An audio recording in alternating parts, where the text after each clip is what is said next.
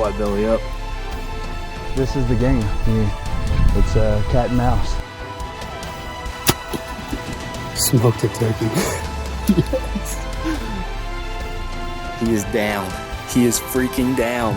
Said he shot an absolute giant. Fall obsession, baby. Hey, what's up, guys? Welcome to another episode of Fall Obsession Podcast. I will be your host today, Nick Powell, Media Production Manager with Fall Obsession. I'm here with a few good men, one being our very own CEO, Sam Thrash. Sam, how's it going? Just Sam's fine. You don't need to put nothing before that name. Oh, there's definitely something before that name. Then I got a couple of special guests. They were on last week's podcast as well, Man Langford and the Chance Nelms. What's up, guys? You got a V before your name now. That's how much of an impression you made last week. So today we come to you guys very thankful for our sponsorship from Elite Archery. They have really helped us out. We couldn't be more happy with our products from Elite. Sam, I know you're shooting the Cure. I'm shooting the Ritual this year. And guys, these bows are awesome. Go to your local bow shop. Check them out. You can actually go online, elitearchery.com. Check out, they have a custom bow builder. You can build whatever bow you want. They have been great so far. So I couldn't be more happy with them. Highly recommend. Very good products. Very good bows. So today, I hear you guys got some stories for us. Yeah, I don't want to date ourselves, but we got some stories, yeah. Yeah. When you live this long, Yeah. you're bound to have something. Yeah, well, there's nothing wrong with that. I call it wisdom, There you go. not old age. It's nothing but a state of mind. Right. But guys, right now we're being hosted by Chance. He has graciously offered up his man cave, which is absolutely incredible. Chance, thank you very much. You're welcome, bud. That's part of what brought on last week's episode, where we talked about the environment that you guys normally hunt in and what's different about it and some of the success that you've had over the years out there. And then in between the break and us planning out this episode, Chance is over here just telling us about the story behind this one, the story behind this one, the story behind this one, and that's what led to us recording this episode. Yeah, so we mentioned it last week. There's 12 deer on the wall, plus some skull mounts, 3 gigantic pigs, a goose, about a dozen fish, a couple of bobcats, rattlesnake skins. What else we got in here? Keep going. Yeah. I mean, it's insane, guys. This place is crazy nice. We'll post some pictures if Chance doesn't mind. But he was telling us just some wild stories about some of these deer, some of these hogs, and I'd like to hear some stories about some fish, if you got some. Yeah, some fish stories are always fun, too. That's one thing we didn't talk about very much last week was you are quite the fisherman in addition to your hunting endeavors. Yeah, I grew up fishing. That was my getaway on the weekends, man. I grew up in a little small town called Garland, Texas. It's basically East Dallas. You got gangs, you got drugs and everything, but man, I was a couple blocks from a greenbelt, had about 3 miles of a crystal clear creek in the middle of Dallas, if you will, and that was my getaway. And it's where I love the outdoors, and that's kind of where my roots for fishing. Man, we did a lot of squirrel hunting down there too. We weren't supposed to, but whatever. In Garland? In Garland, Texas. So don't let anybody tell you that if you're from the city, you can't be a country, because I found a little piece of country in the city, and I loved it. But yeah, man, I love fishing. I loved hunting. Didn't really start big game hunting until, I was in my 20s, I guess, before I shot my first deer. But I grew up bird hunting and fishing, and so yeah, I got a passion for all of it. But yeah, some crazy stories over the years, though, and I don't want to date myself, but I guess the most dangerous one, we were talking about hog hunting, and this is before you could carry a pistol. You couldn't have your concealed weapon with you whenever you were bow hunting, so that kind of shows you how old I am. But anyways, man, I was one year, was on some good deer, had some good hogs coming in as well, had a little oak patch, that little sweet spot in the woods, and I was walking in one evening, and I could see some hogs, and I kind of started doing my sneak on them, trying to slip up on them to get into bow range, and course, that was kind of when I was a little younger and I wasn't real experienced and I didn't have the wind right. But the little hogs took off and I thought that was it. So I kind of kept slipping down to my stand. And when I did, I heard something in the brush kind of next to me, and there was cattle on the place I was hunting. So I thought it was a calf, but it was a giant hog that was bedded down underneath a pecan tree. And whenever I got about 10 yards from him, he stood up, woke him up from his nap, and I was already downwind from him, so he didn't really know what was going on, but something woke him up, and so he was on the alert. But anyways, I got an arrow in him, got a clean pass through, and man, he whirled around and took off, and I was like, well, that's going to take a little while, because this was the biggest hog I'd seen at the time. And went on to my stand, and it was a slow, hot, early bow season evening, so I got impatient because I couldn't get the cutters on this thing out of my mind, so I decided to get down out of my tree stand and go find my arrow and try to find this trophy hog that I thought I killed. So got next to that pecan tree where he was laying, and man, that arrow was right there sticking in the ground, covered in blood. Just what you want to see with that, that red arrow, and good blood trail. And I was like, man, he's got to be here somewhere. So I started trailing him. We talk about how tough these animals are, and man, hogs are probably the toughest. And those mature boars are probably smarter than any mature buck you'll ever hunt as well. But yeah, absolutely. So, anyways, got on the trail. The trail got thicker. If you guys have ever been in a briar patch, you know how thick that can get. And so all of a sudden, I'm down on my knees, crawling, following these little blood spots at this point. Not much blood trail anymore. And for whatever reason, I still had that bloody arrow in my hand with my bow, and I'm on my knees, and all of a sudden I hear something, and I kind of just look up, and he's literally right there. I mean, not even 10 yards. And geez, he was mad. It's the which, I mean, who wouldn't be, Yeah.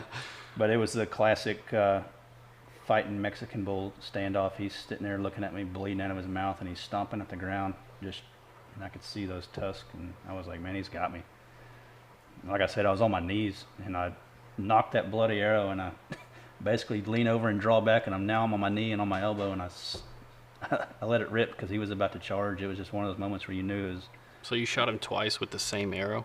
Same arrow twice. I wish I had that arrow. Savage right there. That is savage. But, geez, another God-willing day. He blessed me with a nice hunt, and I didn't get killed. But that second shot with the same arrow, I slipped it in right, between the neck and that shoulder blade, so it found its mark and it dropped him in his tracks. But definitely a good thing. One of those things where you're like fight or flight, or Right. Yeah. He had me, and I guess ultimately I had him, but it was a nerve-wracking little thing. But that's why we hunt. We like the adventure, and we get the stories. Several of those over the years, but you never know what you're going to encounter out in the woods. Did you end up weighing him? We tried to. The scale went to 400, and he was a little over that. So wow. Yeah, trying to get him out of there was.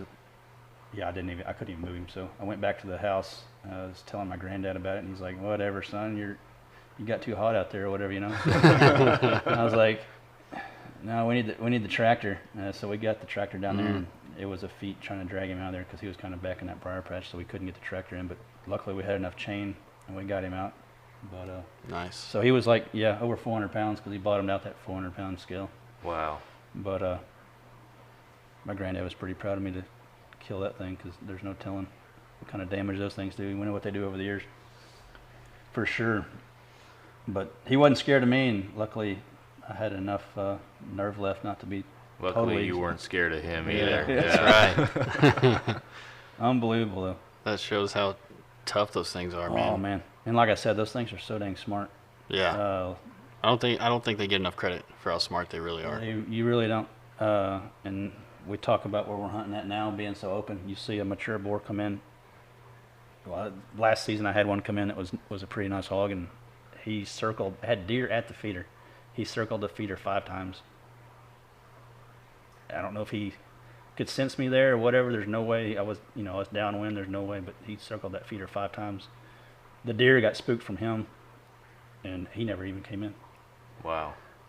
So they got a sixth sense and a different drive to survive, but they're definitely smart. Yeah, and they'll get after some. I think we had a podcast on hog hunting at some point, and I discovered that I was a stats guy. You were the stats guy in that episode, podcast, yeah. and I researched that they're actually omnivores, so they eat, they're plants and meat. Opportunist for sure. And so you were also telling us a story about how you've seen them, get turkeys and. Yeah, so just being out there in it, you get to see the behaviors, and them chasing the fawns, the younger does and stuff is crazy. I haven't seen them catch one, but I have seen them get, those young jakes, those young turkeys. I've seen them run them down, which is crazy to think that they can do. But they're big, they're fast, they eat whatever's in their way, basically. So yeah, you talk about the damage they do to just the fields, but the impact they do to fawns, turkey population. You gotta think they eat all the quail. You even hear guys talking about the rattlesnakes getting smart with them. Guys getting bit by rattlesnakes that aren't rattling because the hogs are eating those snakes, and the snakes have adapted to not rattling. It's crazy. But yeah, I mean, they'll eat anything. Second hog story to kind of go along with that one was another big 400 plus pounder, and I had a giant hog come in, and he was probably 3+, and I shot him out of my tree stand. Still early in the evening, so I was just going to let him lay and continue my hunt, and then with a bow or a rifle? It was rifle hunt. Okay. And it wasn't very long, probably 30, 45 minutes later, this looks like a Volkswagen Beetle coming through the hay grazer, the CRP field, and it didn't even look real. I was like, what is that? And it was a bigger hog, and he was on the trail of the other one, and he came straight to him and immediately started showing his dominance, and just went to town on that hog that was laying there dead, just goring him. And I thought he was just messing with him, like, beating him up type thing, but I watched him for a while, and he was eating that dead. That's crazy. The dead hog. It was. Holy cow. It would have been cool to have on video because you could really see the destruction they do. But anyways, that's another one I got. And if that was a deer, he would have done the same thing. Oh yeah. Probably tore it up even more. No doubt, deer, a young calf. I mean, even if you're out camping, you hear of those hogs chasing down other hunters and stuff. You see videos of it, but you got to be careful out there for sure. Yeah, absolutely. And everybody talks about keeping your predator population in check, but I mean that's the population you really need to worry about is your hog population, because that can greatly affect your deer population. For sure. And I guess these hogs are so giant. We talked about last week that the deer are giant out there. Yeah. 250, 300 pounds. And I guess these hogs are getting the same nutrition these deer are. Yeah, or even I would more, think. I guess. Yeah, because they have a wider variety of what they do eat. So. Yeah, it's definitely a problem we have. That hog population is getting. I'm guessing it's countrywide now almost, but. I don't know what the fix is for it. Besides, when you see one, shoot one. Yeah, exactly. I know the guys we ranch with. We both run cattle on family places, and the guys we hunt with, those guys that we lease from, they're always on us if we tell them we see a hog and didn't kill it. Even more so than a coyote, but very destructive animals. Yeah. But at the same time, they're fun to hunt, and they're good eating. A lot of guys will say, don't eat them. Man, you can take a giant hog. You might not be able to get it out because of the size of them, but, man, if you keep a box knife in your pack, you can rip those pork loins out real quick. And I don't care how stinky that hog is, those pork loins are awesome. It'll be good. They're awesome. I like to say it's not that you can't eat it, it's just you haven't had it cooked right. Yeah, there you go. Yeah, you got to prepare your meat and take care of it. You can't just lay it in the back of your truck for days. Yeah, that's well, I don't want to make this a hog hunting episode. If y'all want more stats on hogs, you can go listen to episode 11. There's plenty of stats in that podcast, but we can let's move on to these crazy deer stories. Yeah, we got some crazy deer stories, man. So this one right here behind us. Yeah, start with this one behind us, because you gave us a little teaser off the air about that one, and that's First of all, what did this thing score? You score it? Man, I think if he would have been equal on both sides, but his strong sides, I think if I remember, I was just over 75 inches on the strong side, which is that left side, which is a cool story. But I'll tell the whole story real quick. So man, when you guys are out and about on preseason scouting, all that stuff, man, keep your eyes open because you never know what you're going to run into. So I'll tell this one they're talking about, but it's a nice mature buck, and he would have been a giant. But I'm out scouting, and I just happened to be on the same path he was on, and at some point a storm came through or a tree died or whatever. A tree had fallen on this guy, and you could see where it broke his back, and he was laying there dead. So it was a really cool find to find a deadhead of that caliber, let alone just to see how he ended his days. Yeah, just the way he died was crazy. We talk about what he scored, and I was talking about that strong side. That weak side, I did some research and talked to a wildlife biologist, and you can see where this guy had another run in with another buck, or maybe he's double bad luck on another tree falling on him or something. But the top of his skull is busted, and you can see it right there at the pedicle on his left side, the fracture, and it's a couple inches long where it fractured his skull. Anyways, the biologists are telling me if they have any injuries like that, they'll grow a funky horn, but he still grows the same amount of points that he would have been.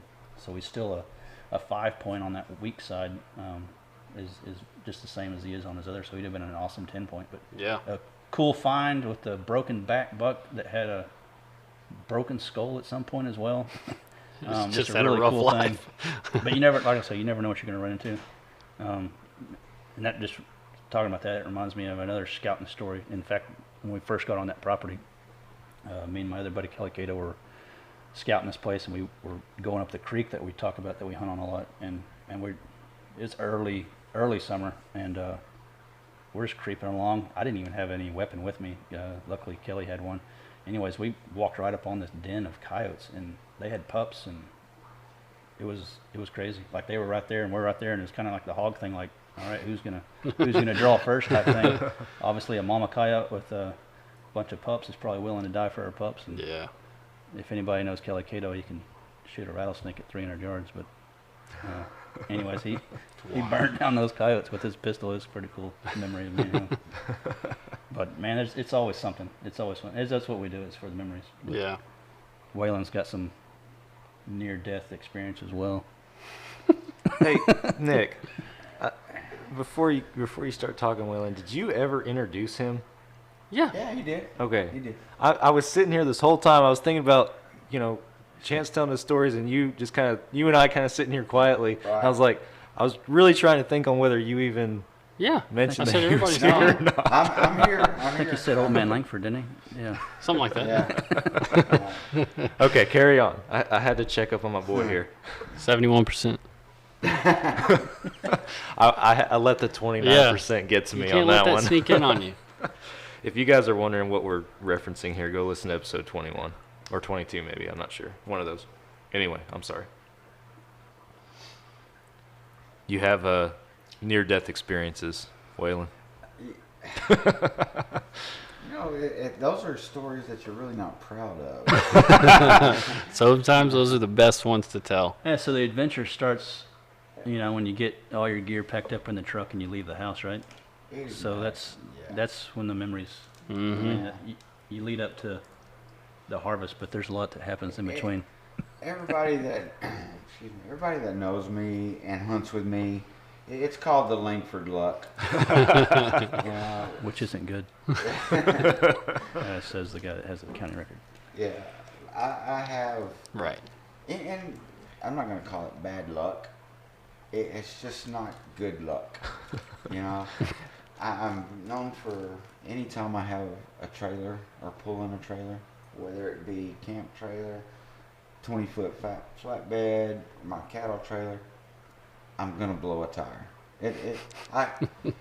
Just 2 weeks ago, I had 4 new tires put on. The tires didn't even have 400 miles on them yet, and bam, blow a tire. My gosh. The hub locked up on my trailer. And of course it skids the tire because it's locked up. I look back, I got smoke going everywhere. I'm like, come on, man. Those are brand new tires. Right. Langford luck. Just running through some rough terrain, it sounds like. Yeah, rough terrain for sure. And I don't ever know of another man that can say that he's driven an F-350 into a river. Yeah, I'd like to hear about that one. well, I guess if you want to talk about your death experience, that's probably got to be the best one. Uh, I'll get into that. I bought a brand new truck, and it was a '99 F3. Or no, it was a 250 F250. I had it decked out. I lifted it 6 inches. You know, back when I was young and stupid. Spent ukus of money on this thing. But man, I was so cool. Nice truck. Heck yeah. It was really nice. I had it for 6 months. Deer season comes around. I get up in the morning. It's drizzling, sprinkling. And the way I had to get to my stand, I had to drive down, come up a hill, go down into a small creek, come up a big side of a hill, and go to my stand. Well, when I did this for the past years and years and years, I think the deepest I saw that creek was probably a foot. So when I go through like normal, go to my stand, wasn't nothing there. Nothing for a lifted Yeah. four-drive Ford Not at diesel. all. Mm, I mean, I Big didn't- truck. big I don't truck, know. man truck. I don't even put that thing in 4-wheel drive. You know, Whew. I I'd laugh. blow through it. I laugh at that kind Cake. of stuff, you know. So I get to my stand. It's still dark, and all of a sudden, it starts coming pretty good downpour. I'm in a nice box blind, so I'm nice, cool, dry. It never lets up. You know, I stay there and I stay there hoping, okay, it's gonna let up. It's gonna let up. Well, it never does. So about 12:30, I said, all right, I'm done. So I get out of my stand, walk to the truck, start to drive off, and immediately just start sinking. Uh-oh. Yeah. So I'm like, what in the world? So I, had to throw it in 4-wheel drive, and I rutted it up pretty good trying to get out of there. And so I come to the bottom of that hill where it crests where the creek was, and I thought, okay, I better get a running start to get up to this hill. So I back it up, and I'm probably, I don't know, 100 yards away from this hill. So I said, okay, this is far enough. So I put it in drive and I floor it. And I'm throwing mud. I mean, I'm going as fast as I can up this hill. And I topped it pretty fast. Well, when I topped it, I immediately just hit water. Uh-oh. Yeah, that creek had risen about 15 feet. Oh my Whoa. word. So I go in, and here's something you need to know is when your motor goes underwater, it cuts off, which also cuts off all the electrical, so your windows don't work when you go to roll them down. So I'm going in, right off the bat, I'm scared to death. I know I'm in trouble. Water's not coming in yet. But water starts rushing out of my air conditioner vents. Oh, jeez. And about now I realize, okay, I'm like a bobber. My truck is like a bobber in the water. It's just going up and down. And I'm going down this creek. Holy cow. So I try to open the door. It won't open. And my next thought is, I'm going to shoot my way out of this thing. So I grabbed my pistol that's on my side. I kind of hide my face. And just as I'm fixing to pull the trigger, the truck hits a limb, makes me look up. Well, okay, I can go out my back window. So that's what I do. I crawl over the seats, open up that back sliding glass window in the back of the truck, and I crawl out. And I'm standing on my rear window. The whole front end of the truck is underwater. And I think, okay, now what? And so I see the bank, and I'm like, okay, I can make that. And so I kind of try to give it a running start across my truck out the window, and I jump, and I make it. So I'm on this side of the creek, and I'm just sitting there and I'm just, what in the world just happened? Looking at my truck sitting here floating down the creek. What the heck? It's like a movie. Self-made hero. I mean, he had to Yeah. save Yeah. himself, you know. Well, here's another bad part of the story is I wasn't thinking. I jumped to the wrong side of the creek. So you're still stuck. I'm still stuck. And so I don't know what to do. Well, okay, you know, you've always been taught if you're in trouble, if you're lost, 3 shots into the air, you know. I knew everybody at camp that didn't get up and go hunting because it was raining, they'll come get me. So I stand there, you know, pow, pow, pow. And I wait, and I wait. Nothing. Nobody comes. Pow, pow, pow. I wait. Nobody comes. Is it pouring down rain on you still No, right now? no. It stopped raining. It stopped raining? Okay. It stopped raining. Well, nobody comes. And I'm thinking, okay, the only way I'm going to be able to get to camp is walk around this big old huge mountain. And it was going to take me about 5 miles. A 5-mile walk around this thing because the creek, the way the creek ran. Mm-hmm. Well, I'm thinking, okay, what do I do? What if somebody comes? So what I did was I took off my coveralls that I had on and I hung them up in a tree. Cause Are these full body coveralls? yes, Yeah, that's So it looks like a dude hanging up there yes, in a tree. yeah. old school coveralls, man. Well, in my mind, I'm thinking, hey, if they see the coveralls, they know that I'm not in the truck. So That's smart. I hang up Makes the sense. coveralls and I start huffing it. I probably got, I don't know, 1/4 mile away, and I start hearing 4-wheelers. And I'm like, okay, they are coming. By this time, it was probably 1:30 in the afternoon. So I turn around, start going back.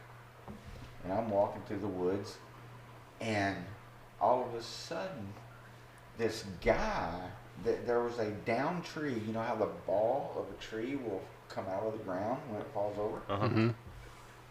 Well, a guy that I don't know steps out behind this tree, What the heck? and he's probably 20 feet away from me, and he steps out behind this tree, nothing but his underwear on. What in the world?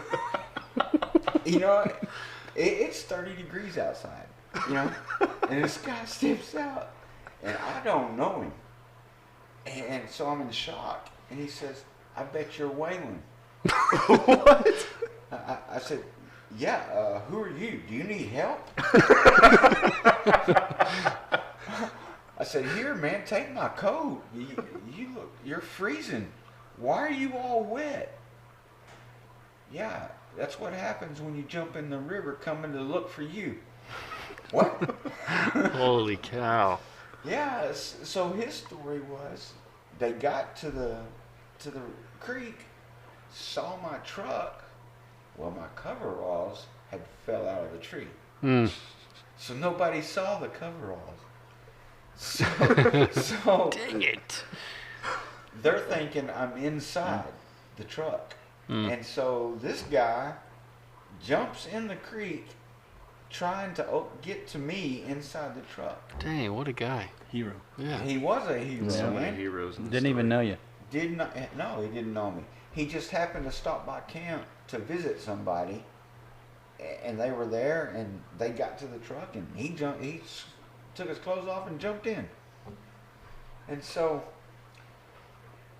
we walked there. Everybody's there, and on the other side of the creek, it's me and him on this side of the creek. Mm-hmm. And I look at my wife, and she is just staring at me. She just had this, oh my God look, you know, and I'm like, hey baby, you know, and she don't say anything. She's just looking at me. She thought you were dead. Mm-hmm. Well, I said I'm okay. Everything's fine. I'm good. And she don't say anything. Well, come to find out that once this guy jumped in and found out that I wasn't in the truck, somebody else said, let's look for his body downriver. Oh, geez. And I guess that just put her in shock Yeah. when she heard that. Understandably. And so now everybody that was looking for my body downriver, they all come, back up. Everybody finds out I'm safe. And so, how are we going to get across this river? Well, of course, somebody has a rope. They throw it over to us. The guy gets this rope, ties it around his waist, jumps in. They pull him across the river. I'm like, okay. I guess I got to do it. So I take my clothes off. Start throwing my boots across, throw all my clothes across this thing. I got two naked guys standing on the riverbank. Yeah. And to let y'all know, it's in Oklahoma, so close to Arkansas as well. Well, I tell you, I jumped in, and that was the worst feeling I've ever felt in my life.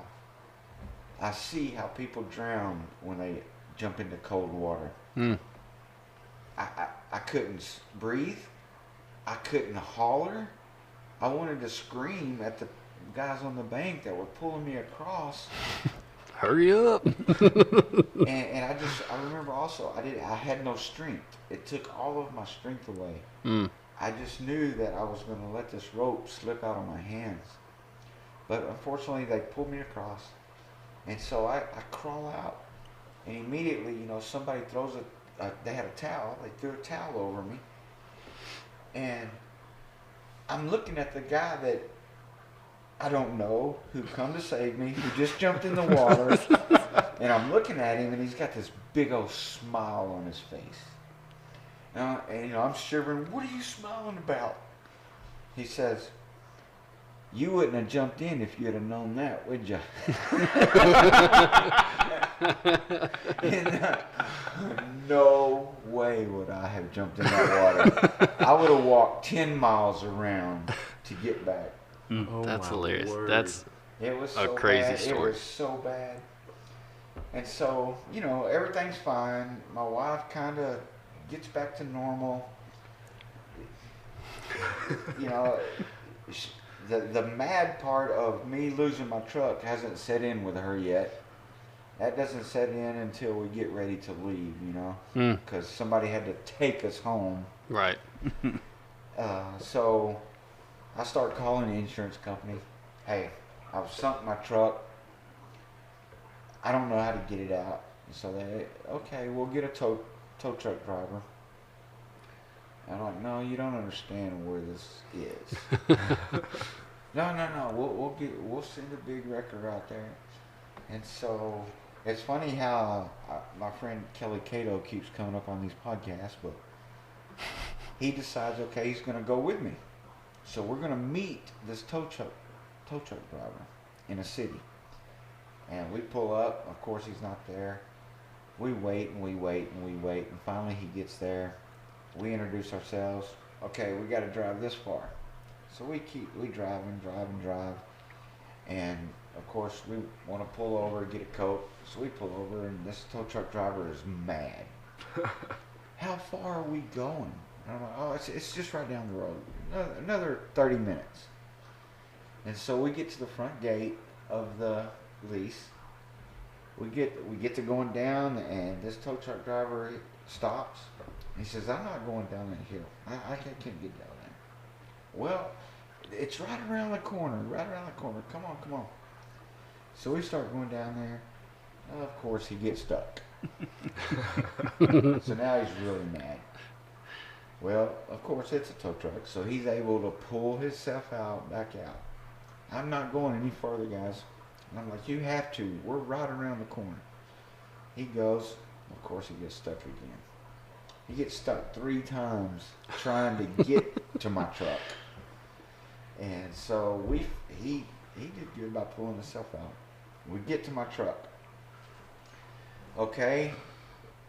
How the water had went down, and it's probably up to it's still in there like a cork, a bobber, but it went down to where maybe half the motor was still under the water. And he proceeds to tell us, well, y'all need to get in there and hook that chain up. And I look at Kelly and I say, I've been in that water once. I'm not doing it again. So he does. Kelly gets in there, gets it hooked up. And so we get the truck out of the river and we start pulling it. Well, he gets stuck. We go through this big fiasco. He had to unhook my truck, get it unstuck. We hook it back in. And this guy is so mad at us.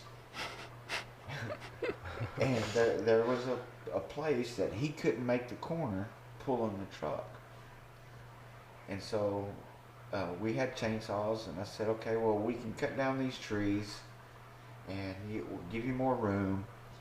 And so that's what we did. We had to cut down trees, make room for this guy to come through. And I don't know what this guy was thinking.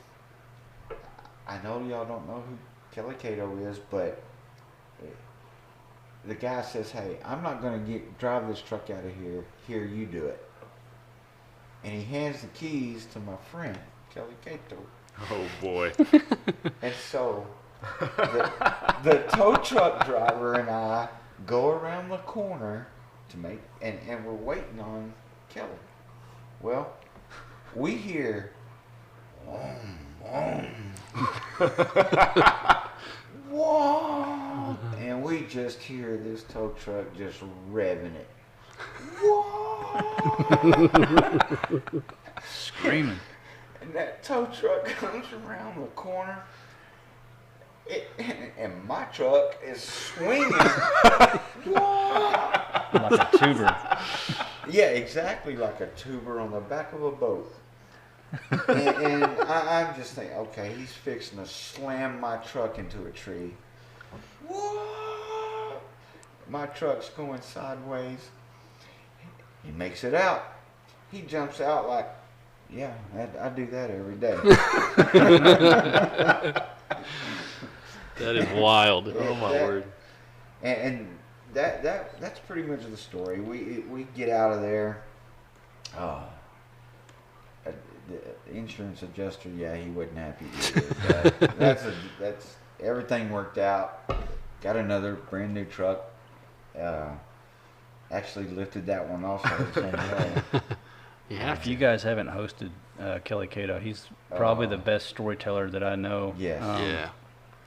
And a good buddy of all of ours as well.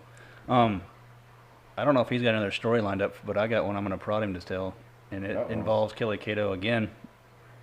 I'm seeing a theme But here. Yeah. Kellycato hunts with us, or he says he goes hunting.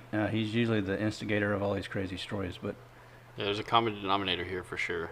Definitely. Kellycato he's blessed like the rest of us. But this guy, I'm going to say topped the county record and got blessed with a Desert Bighorn tag.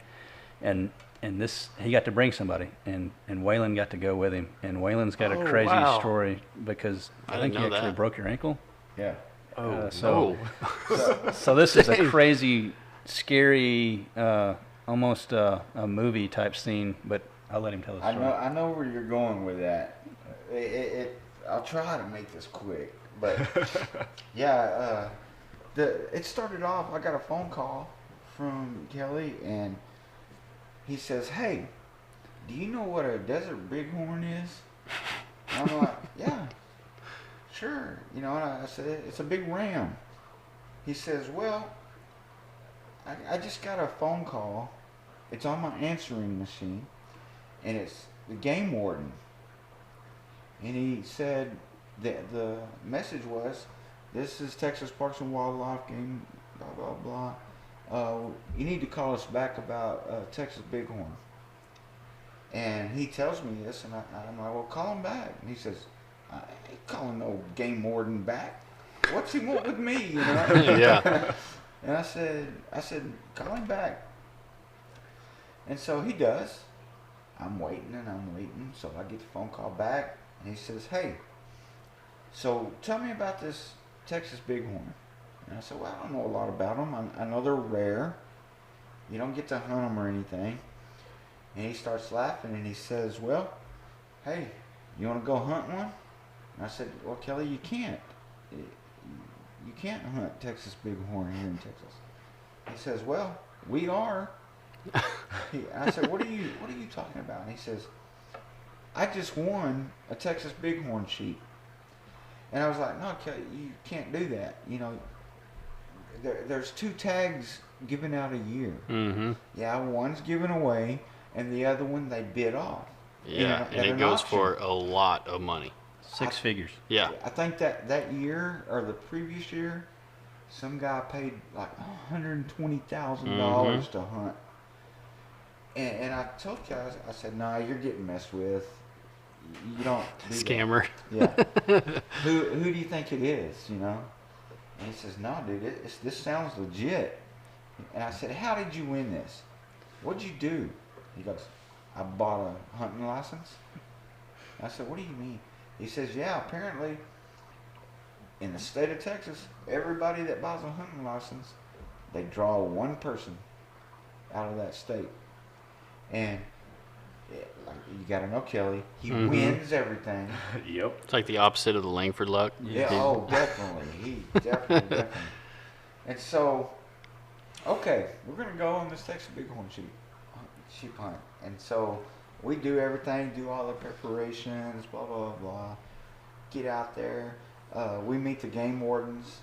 There were 6 of us. The director of Parks and Wildlife was out there. It was just an awesome, awesome time. I've never hunted like that, where in that mountain range, where you do a lot of glassing, find the sheep on the other side of the mountain, and then you do your hike and you do your stalk and try to get to it. Well, Middle of nowhere.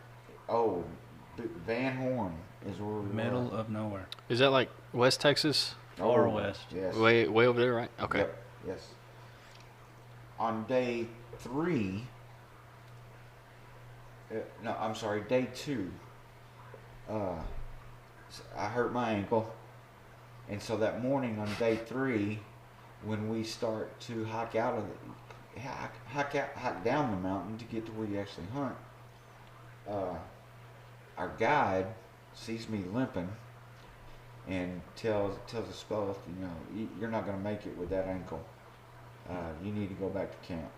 And you guys are like an hour and a half through the gate type thing, and that's like an hour and a half off the paved road. I mean, you Yes. guys are literally in the middle of nowhere. I don't know how you could get any farther from anything. I don't. So where they're hunting is, if you guys were keeping up with the Texas Parks and Wildlife stuff, they just had the biologist 2 weeks ago went down in the helicopter crash. This is the same herd. They were out there counting for the okay. desert. So this Gotcha. area is in the middle of nowhere. It really is. Yeah. I like I said, I've never been any farther from anything. Yeah. Well, until I was hunting there. So I agree. I'm gonna hike back to camp. So that's what I do. Well, here's, I think, the story you're wanting to hear. This camp, our house. I mean, it was not the best. It was definitely not a big hunting lodge. Right. So they had just bunk beds, one right after the other. There were probably 12 bunk beds on each side of this place. So I go in, take my stuff off at the door, and I said, it's by now it's probably 8:30 in the morning. Need some coffee. So I'm walking to the coffee stand.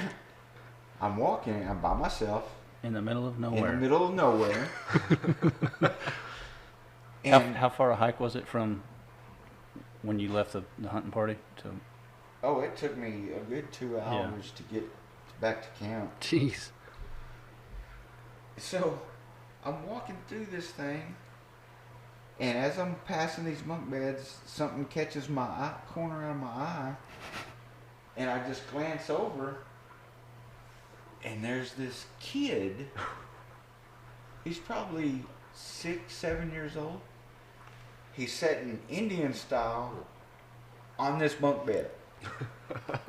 What in the In world? the middle of nowhere. In the middle of nowhere.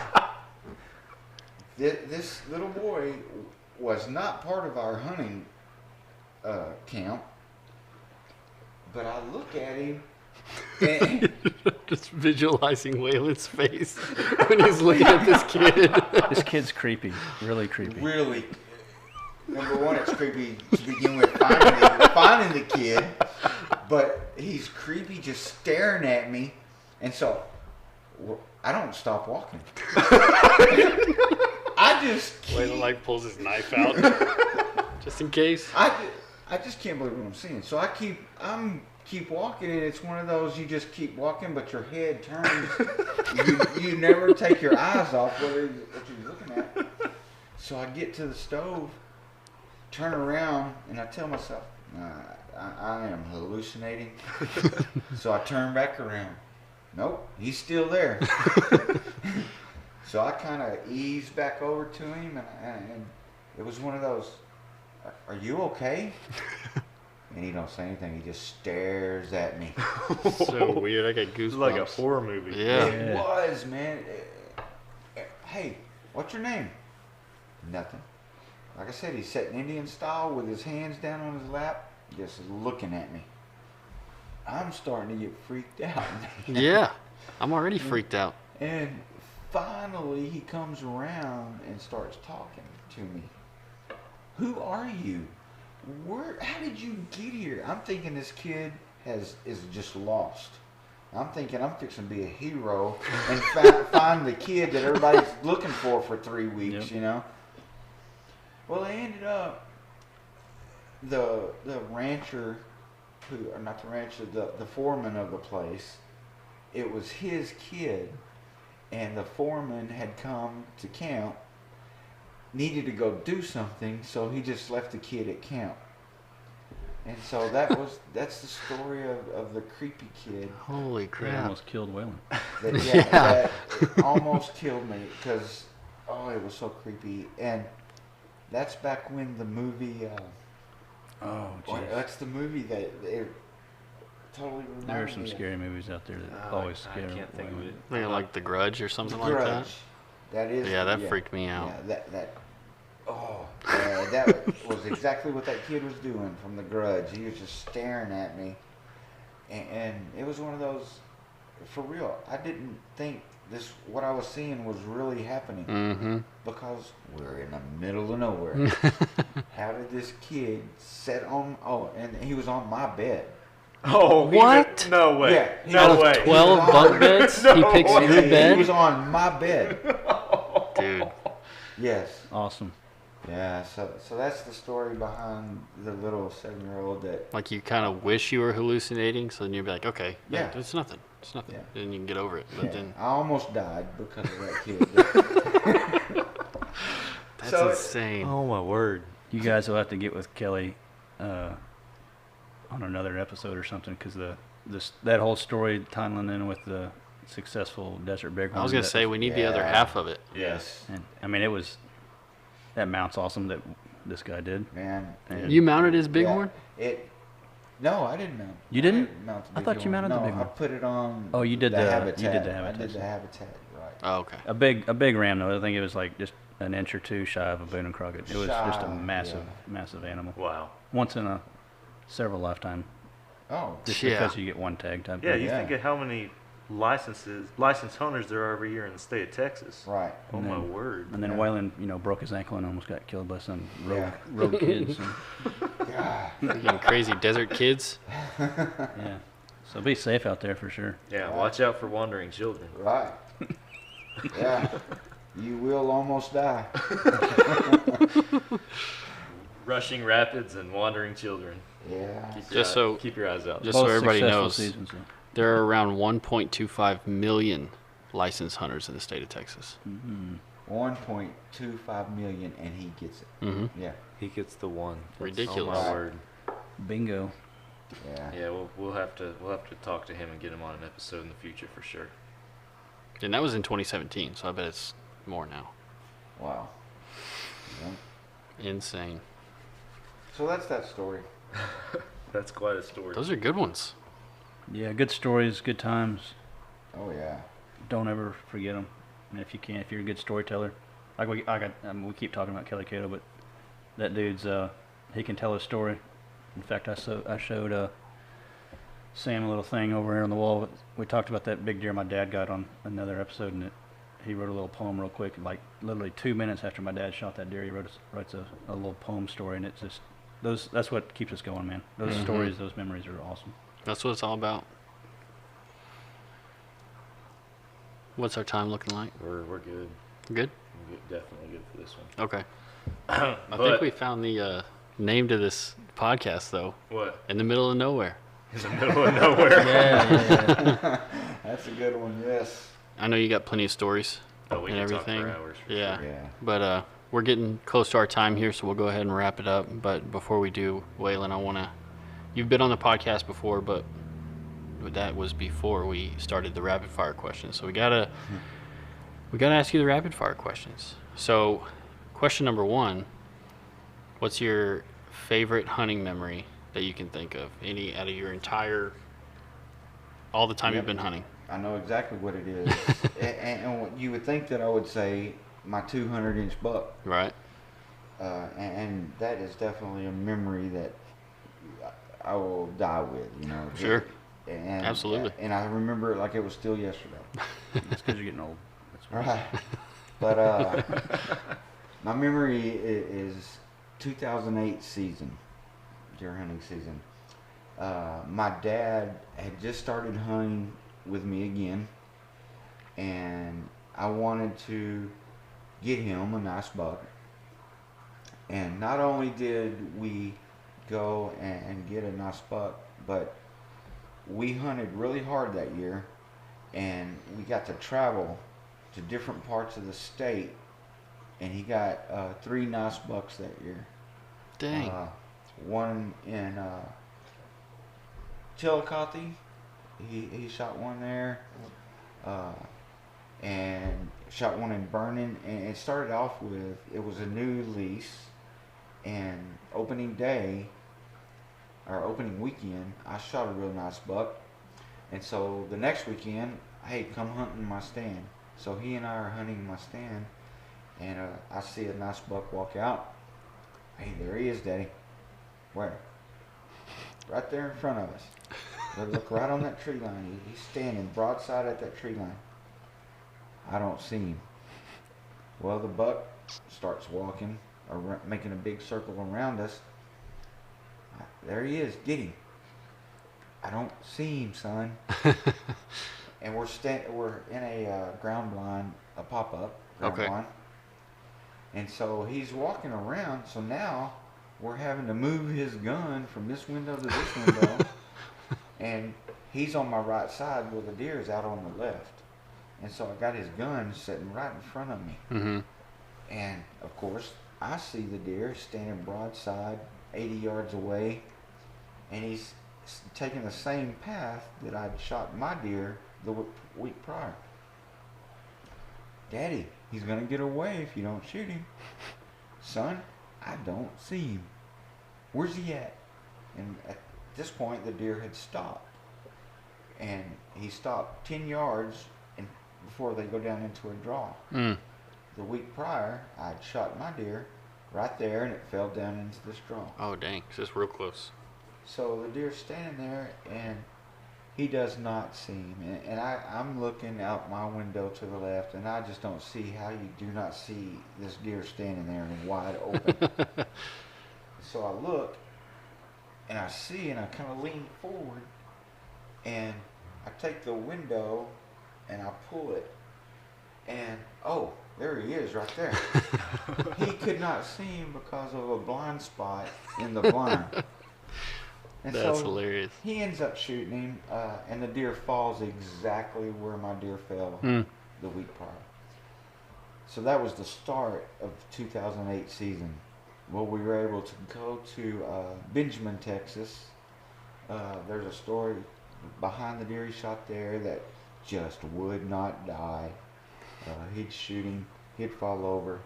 We'd be high-fiving in the stand. We'd look up, that deer would stand up, start walking. My dad would shoot him again. That deer would fall down. We'd high-five again. That deer would get up and start walking. My dad shot him 4 times. Jeez. Hit him every single time. Every single shot when we skinned the thing was a kill shot. Right through the lungs. Tough. Wow. That deer, I mean, he would lay there for 5 minutes while we were high-fiving, even poured a cup of coffee waiting on the time to expire to go get him. And we'd look up and he would raise his head up, finally stand up.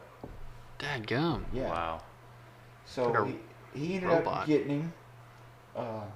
And then the next week we go to Fredericksburg. And he was able to get another nice buck down there.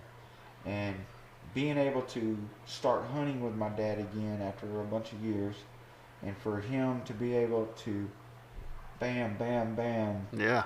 That's awesome. It was a good memory with him. And I think if you asked him, what is your favorite memory, he's going to tell you that season also. Really? So, That's awesome. That's it was cool. really- I think it's awesome really how, nice. a lot of our dads get us started in this whole hobby, and then it's cool that you are able to kind of pay him back a little bit. It's definitely really, really blessed. I'm Yeah. blessed to be able to do that for him. Oh, 100%. Right. Yeah. Awesome. All right. Well, our next rapid fire question is, what is a bucket list hunt that you want to do but haven't gotten to yet? I think it's the same as yours and the same as Chance. I would love to be able to bow hunt an elk. Do you have anywhere specific? Yeah, I want to go to Colorado Okay. to get mine. That's what I've always dreamed of doing. Yeah. Yeah, that'd be awesome. That's an Big elk on the wall. excellent choice. And then, last but not least, do you have any advice, any hunting advice for our listeners out there? Other than not driving your truck into a river. Yeah, that's What do you mean? Everybody has to do that once in a while. That's just a thing you got to do. That's a rite of passage right there. Yeah. Right. Some advice. I think what has made my success over the years is putting my time in. Putting my time in. I'm not a weekend warrior kind of guy. yeah. I like right now, food plots. Mm-hmm. I'm putting in food plots at my place right now. Yeah, we should be starting not too long from now too. Yeah. About a week. Putting the time in, putting the work, putting the scouting time in. Like I run cameras. Chance doesn't run cameras, but I think putting cameras out, and that takes time, especially if you have to drive to a lease. Right. But I like to know what's out there, because I don't want to shoot something that is big, knowing that there's something bigger. Mm-hmm. So, Absolutely. Yeah, I like. Because then Chance will shoot it, the bigger Yeah, one. he'll shoot the big one every year. So yeah, that's That's my good. advice. Just putting your time in, putting the time in. Yeah. Putting the seat, putting your rear end in the seat, putting your time in out there. Yeah, I feel like a lot of people will need to take advantage of that, because I feel like right now we live in a right now society, and we want to go out there and shoot a big deer in one day, and that's just not how hunting works. And if it were easy, everybody'd be doing it. Right. So, cool. Well, if you guys don't have anything else, Sam, you got anything? No, man. I'm good with that. All right, you guys all good? Yeah, thanks for having us, Thanks guys. for All right. having us. Hey, thanks for coming on, fellas. It's been a real pleasure getting to sit here and talk with you guys. I'm really glad we all got to be in person, first of all, because Yeah. we've done tons of over the phone podcasts, and as good as it is to get some variety on the podcast, it's awesome to be able to sit here and just chit chat with you guys and hear the awesome stories, because hopefully in my lifetime we'll be able to build up some stories as cool as those. So Thank you for hosting us too. yeah, Chance. appreciate You it, bet, man. Chance. You bet. We'll definitely do it again sometime. Yeah. especially, and we'll get Kelly on here too. That'd be Always fun. Oh, you yeah, have you guys to. definitely Yeah. need to have him on as a guest. He can. By popular vote. Yeah, Right. yeah, for sure. Well, thank you guys for listening to another Follow-Up Session podcast. If you haven't yet, check us out on social media. Go to our website. We have a lot of awesome content on there. We got reviews, recipes, articles, all kinds of stuff. You can look at our staff. You can look at our podcasts on there. You can check them out on Apple Podcasts, Spotify, anywhere that you can listen to a podcast. They'll be there. Go check out our social media. I know I said that already, but I want to emphasize that. YouTube, we got a lot of cool videos on there. We got if they're not already running too, we got some cool giveaways coming up. So Yeah, you guys absolutely. are not going to want to miss out on that. Some big stuff about to roll out. So. Yeah, good call on that. And we won't tell Kelly about the giveaways. So. Yeah, don't tell him. Right. Yeah, keep him out of the loop. If you do, you might as well just give it to him. Yeah, that's true. All right, guys, thanks for listening. We'll see y'all next week on another Follow-Up Session podcast. Catch you later. God bless.